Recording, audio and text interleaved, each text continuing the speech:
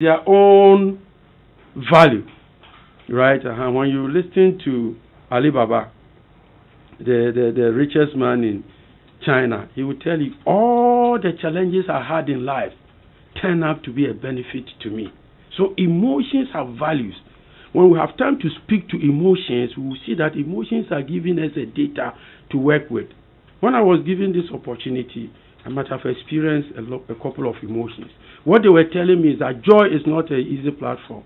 Now you need to prepare. So emotion is giving me an information, and being emotionally intelligent, I must now turn that emotions, harness it, as they may say, to my benefit. Very, very important. Mr. Addison, what then is emotional intelligence? I have some simple definition which I picked it from one small boy in a school. He said, Mr. Addison, there are two words here, emotions and intelligence.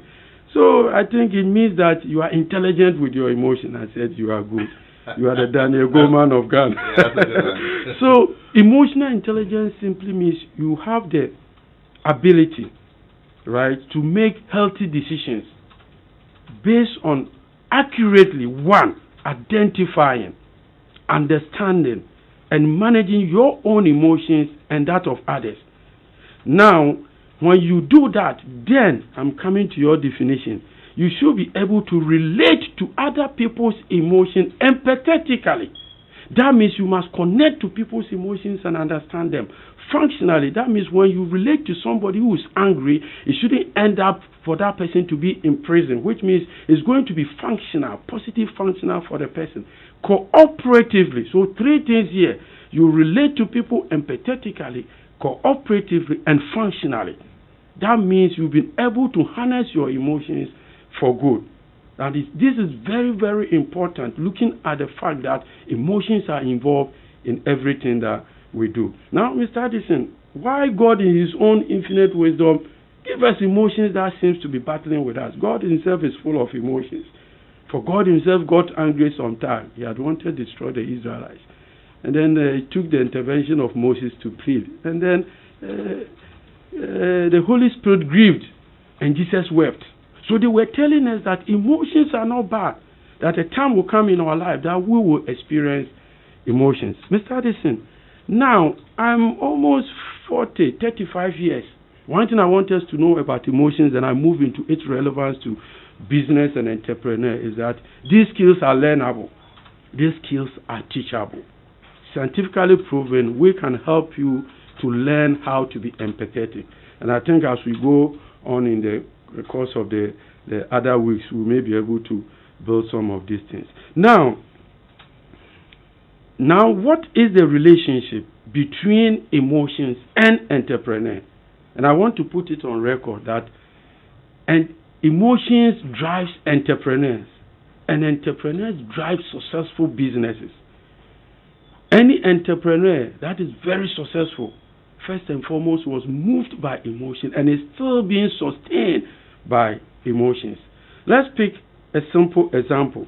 Most of the entrepreneurs that we see, most of them might have been at the workplace and they have experienced probably excitement, joy, and others might have also gone through bitterness, grief. Now, when we take somebody like Bill Gates, it is an excitement. Excitement is an emotion. It is an excitement into computers that made Bill Gates who he is. Now, when you have that kind of excitement and you have the passion, we have what we call the harmonious passion, a passion that is consistent, and you are so in love with that particular passion, you have that capability of coming out with a very good business. Now, when you take the Alibaba once again, the man was, according to his own words, he said, I was rejected. 30 jobs, application, rejected. There were 24 people attended an interview with KFC. 23 chosen. And he said, I was rejected. 6 people applied for policing. 5 taken and said, I was rejected. The last one that made her mother to laugh at him was that there were 2, himself and a cousin. They went to the town that they live in, a 4-star hotel. They were looking for a job. They waited for 2 hours. After the interview, the cousin was chosen. He was rejected. So you could see that rejection, that could have sent somebody into his grave for having the degree and not finding work to do. That rejection moved that man to enter into his own organization. So there's a straight, there's no company that its prospect could not be increased or made better by emotional intelligence. Now, I want us to quickly look at other areas that emotional intelligence is very, very important. Now, before we even grow up, research have shown that children at the age of 5, children that have capability in these two areas, social and emotional, their life chances of success in life is better. Now, there is this research that was carried out in Penn State University, Duke, in America. They took 19 years for that research. And they did it when the kids were 5 years. I'm looking at emotional intelligence and the general success of our life. Wherever you find yourself in marriage, when I'm talking about success in marriage and the workplace and all those areas, you find being a pastor, a reverend, a CEO.